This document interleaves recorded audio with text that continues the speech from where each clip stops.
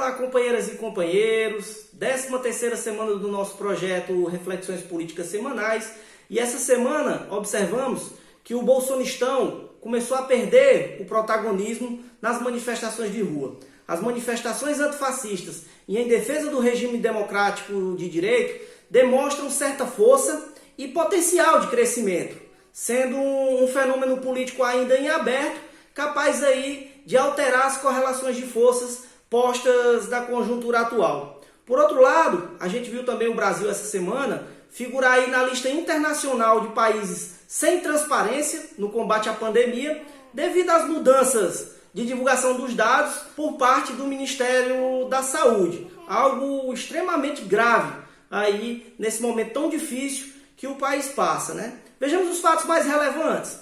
Na segunda-feira, a gente amanheceu com o Papa Francisco lamentando o fato terrível de que o Brasil tem uma morte por minuto, passando aí a ser, inclusive, o país em segundo lugar que tem mais mortes no mundo, perdendo apenas para os Estados Unidos, mas com propensão a, inclusive, ultrapassar os Estados Unidos, caso a curva de contágio continue a crescer como vem crescendo, né? Com um agravante aí, né? O governo resolve maquiar os dados e passa a ser, então, tão nocivo quanto o próprio vírus. O segundo ponto, como se não bastasse, esse já ponto relevante aí, o governo vai apresentar um novo programa ambiental, o chamado ambientalismo de resultado, e a ideia não é preservar o meio ambiente, mas sim explorar o meio ambiente com o menor impacto na imagem internacional. Em outras palavras, é a completa destruição da natureza em meio à ganância financeira. Na terça-feira, a gente teve o ministro Alexandre de Moraes, do STF,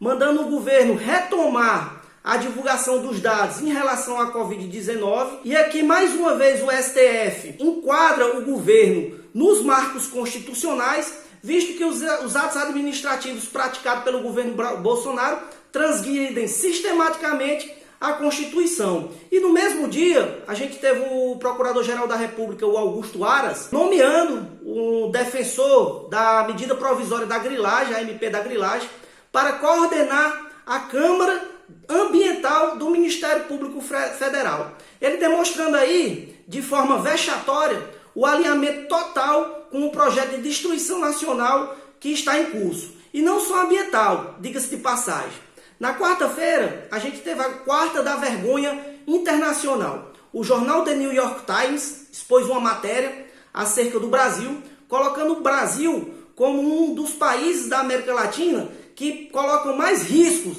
à democracia nessa região. O governo Bolsonaro trabalha aí diuturnamente em direção a uma saída autoritária e vai destruindo pelo caminho as instituições democráticas desse país. Essa é a matéria de capa do jornal The New York Times.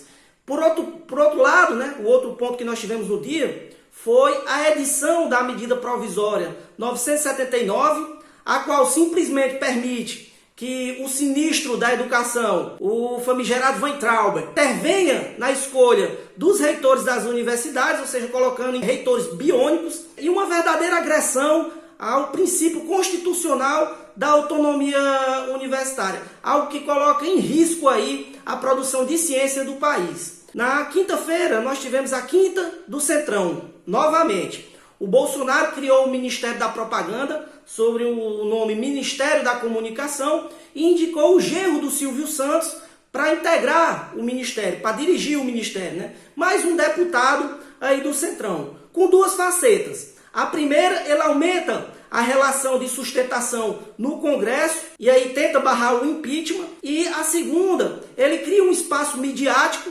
para alterar a situação de desgaste que o governo vem passando, a despeito da promessa de campanha de reduzir o número de ministérios na sua gestão.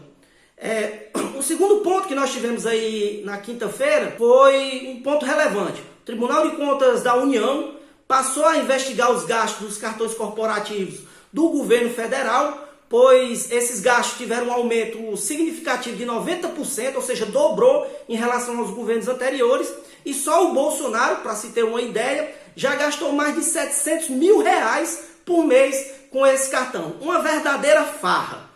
Na sexta-feira, para a gente finalizar, o presidente do Senado, Davi Alcolumbre, devolveu a medida provisória 979, que permitiu o Weintraub nomear os reitores, e aí ele age no controle de constitucionalidade preventivo, dado o absurdo que essa matéria poderia provocar de instabilidade nacional. Essa medida que o Alcolumbre fez está registrado só pela terceira ou quarta vez. É algo raro o presidente do Congresso devolver uma matéria sem sequer analisar, dado o grau de agressão à Constituição que essa medida causava. A semana termina com dois fatos simbólicos.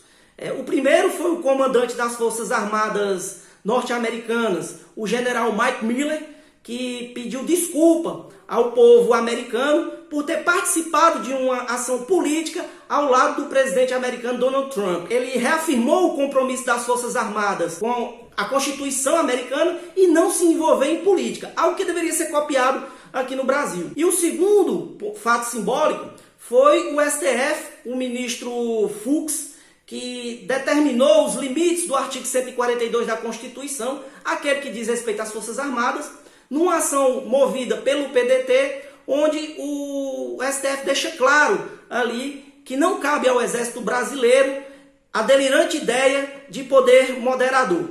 O que o Bolsonaro conseguiu foi destruir em 2 anos uma imagem do país internacional que levou 70 para ser construído. Uma boa semana a todos. Cuidem-se e contem comigo.